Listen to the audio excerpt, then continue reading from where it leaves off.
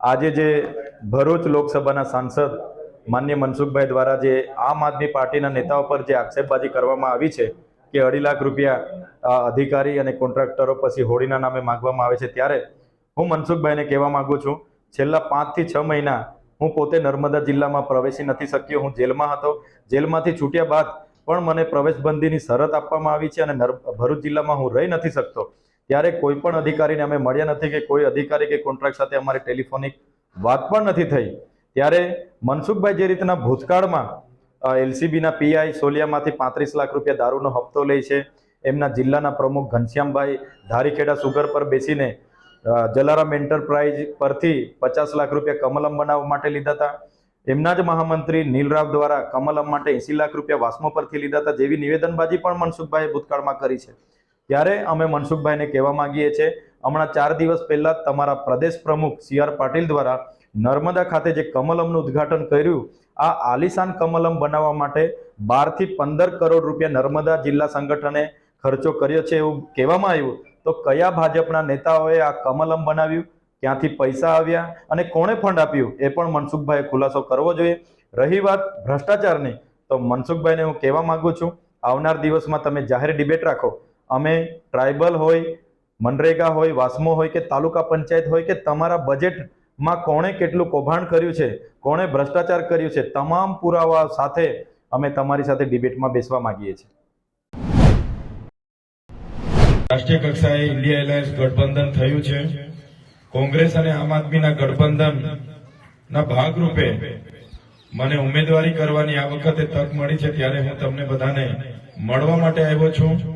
હું બધાને તમારા આશીર્વાદ લેવા માટે આવ્યો છું, તમને તમારી દુઆઓ લેવા માટે આવ્યો છું અને આ લોકસભામાં મને તમે બધા મદદરૂપ બનો, આ લોકસભામાં મને એક તક આપો, એ વાત કહેવા માટે આજે તમારા ગામમાં હું આવ્યો છું.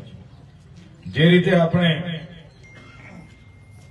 રનિંગ સાંસદ શ્રીને 30 વર્ષ આપ્યા છે, એમની પાર્ટીની સરકાર છે, દેશમાં એમની સરકાર છે, છતાંય જયારે દરેક બાબતોમાં જયારે એ લોકો નિષ્ફળ નીવડેલા છે, ત્યારે અમારો પણ હક બને છે કે અમને પણ એકવાર તમે તક આપો. એમને તક આપી છે, છતાંય નિષ્ફળ નીવડેલા છે, તો આવનાર દિવસોમાં ફરી તક આપીશું, પણ પછી બી કંઈ કરવાના નથી. ત્યારે ડેડિયાપાડા વિસ્તારના ધારાસભ્ય છે. આજે તમે ને આખું ગુજરાત મને સારી રીતે ઓળખે છે. આમ જોવા જઈએ તો ગુજરાતમાં 182 ધારાસભ્ય છે. 182 ધારાસભ્યને કોઈ ઓળખતું નથી. ખુદ એમની પાર્ટીના એમના સાથી ધારાસભ્ય ત્યાં વિધાનસભામાં અમે હોઈએ, એકબીજાને પૂછે, ભાઈ કયા વિસ્તારના તમે ધારાસભ્ય? ત્યારે આજે ચૈતરભાઈ વસાવાને તમે બધા ઓળખો છો, આખું ગુજરાત ઓળખે છે, કેમ કે ચૈતરભાઈ વસાવા કામ કરે છે, ચૈતરભાઈ વસાવાનું કામ બોલે છે, એટલે જ તમે બધા ઓળખો છો મને. જ્યારથી ધારાસભ્ય તરીકે ચૂંટાયા છે ત્યારથી એક પણ દિવસ ઘરે આરામ કર્યા વગર, એક પણ દિવસે ઘરે બેસ્યા વગર લોકોના કામો અમે કરીએ છીએ.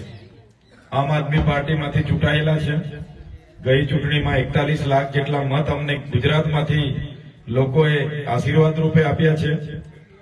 સાથે અમને ડેડિયાપાડા વિધાનસભામાંથી 1 લાખ પણ વધારે મત ઇતિહાસમાં પહેલી વાર ડેડિયાપાડા બેઠકમાંથી મને મળ્યા છે. ત્યાંના લોકોને પણ હું ખૂબ ખૂબ અભિનંદન આપું છું. ત્યારે આ કામ કરીએ છીએ તો આટલા મત અમને મળ્યા છે અને લોકોનો ભરોસો છે. સાથે સાથે કોંગ્રેસ પાર્ટીનું જે સમર્થન છે, એમણે પણ કીધું છે કે આખી કોંગ્રેસ પાર્ટી તમને જીતાડવા માટે કામે લાગશે, તન મન ધનથી તમને મદદરૂપ બનશે. ત્યારે આજે તમને કહેવા માટે આવ્યા છે કે આપણે બધાએ આ ચૂંટણીમાં મહત્વનો ભાગ ભજવવાનો છે. આ ચૂંટણી માત્ર ચૈતરભાઈ લડે છે એવું નથી, પણ તમારે બી આ ચૂંટણીમાં રસ લેવાનો છે ને આમાં વધીને વધી ઊંચું મતદાન થાય અને એમાં આપણા ઝાડુ ઇન્ડિયા ગઠબંધનના ઉમેદવારનું જે ઝાડુ નિશાન છે એના પર મતદાન થાય, એ આપણે બધાએ પ્રયત્ન કરવાના છે. ત્યારે ઘણી બાબતો છે. ચૂંટણીને હમણાં તૈયારી છે, એનું જાહેરનામું આવશે, એના પડઘમ વાગી રહ્યા છે. બધી જ પાર્ટીના નેતાઓ પણ અહીંયા આવશે, તમને સમજાવશે, બધું જ કરશે. પણ જે વ્યક્તિ જે તમારા માટે કરવા માંગે છે એને તક મળવી જોઈએ. મનસુખ દાદાને આટલી સમય સુધી આપણે તક આપી છે. એમની આમ કહીએ છે કે સરકારી નોકરીમાં પણ 60 વર્ષ ઉંમર થાય એટલે રિટાયર થઈ જવું પડે. થઈ જાય છે ને. આપણા ઘરમાં બી વડીલ હોય તો એમને પછી આરામ આપવો પડે કે દાદા બેસો, હવે તમારું કામ નથી, અમે બધું દુઆ તમારા આશીર્વાદ મને મળશે, સપોર્ટ મળશે. તો ભરૂચ લોકસભા આપણે બધા સાથે મળીને માત્ર ચૈતરભાઈ નહીં પણ એક ટીમ બનીને કોંગ્રેસના અગ્રણીઓ, આમ આદમી પાર્ટીના અગ્રણીઓ, આપણા ગામના અગ્રણીઓ બધા આપણે ટીમ બનીને જો લાગીશું તો આ વખતે ભરૂચ લોકસભા આપણે જીતીને સ્વર્ગીય અહેમદ પટેલ સાહેબના ચરણોમાં આપણે અર્પણ કરીશું. તમે બધાએ ઘણી ચૂંટણી જોઈ છે. હું તો ઉંમરમાં નાનો છું, 35 વર્ષ મારી ઉંમર છે. ડેડિયાપાડાના લોકોએ ધારાસભ્ય બનાવ્યા છે, એ મારા માટે ગર્વની વાત છે. કોંગ્રેસ આમ આદમી એલાયન્સનો ઉમેદવાર થયો છું, આ પણ મારા માટે બહુ મોટી વાત છે.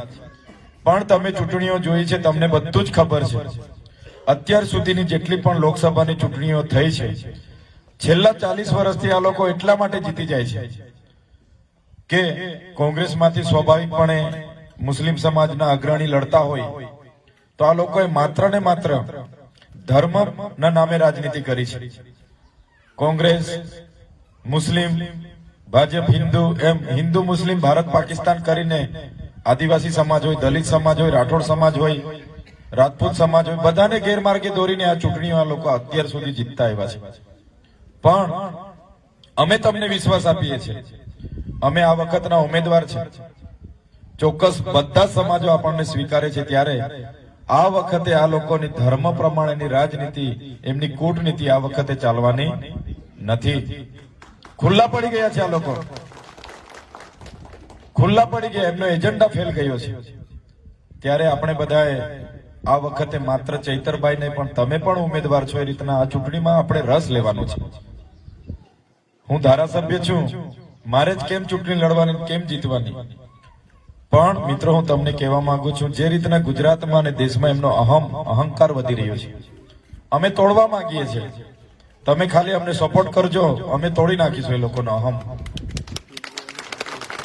જે લોકોનો અહમ છે, 26 માંથી 26 અમે જીતીશું, 5 લાખની લીડ આજે જે ઉડી રહેલા છે હવામાં, આ વખતે ભરૂચમાંથી આવી જ રીતના બધા ગામો મને સહકાર આપશે.